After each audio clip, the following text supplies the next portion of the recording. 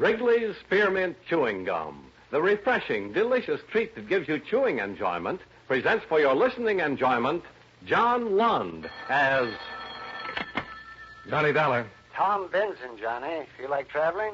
Not particularly. Why? About 6 months ago, we wrote 2 policies. A man and his wife, Harrison and Maida Langley. Double indemnity. $125,000 each. You got a death claim already? No, but we're liable to. Got a letter from the underwriter. Says Langley claims somebody's trying to murder both him and his wife. Where do I go?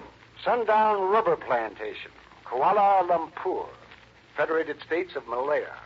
Well, I should have my passport around here somewhere.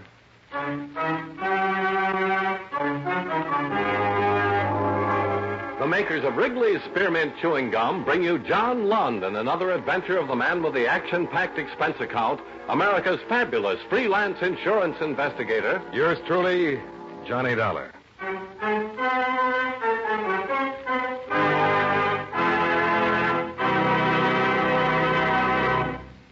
Friends, the makers of Wrigley's Spearmint Gum present these weekly adventures of Johnny Dollar because they know that millions of you enjoy Johnny Dollar.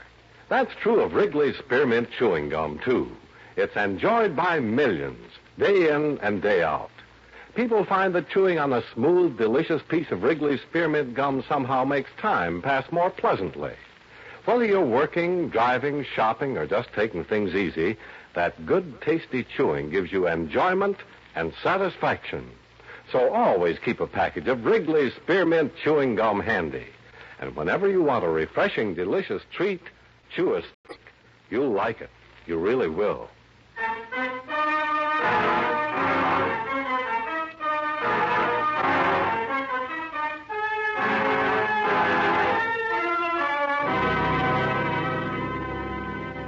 Expense account submitted by Special Investigator Johnny Dollar to Home Office, Washingtonian Life Insurance Company, Hartford, Connecticut. The following is an accounting of expenditures during my investigation of the terrified Tuan matter.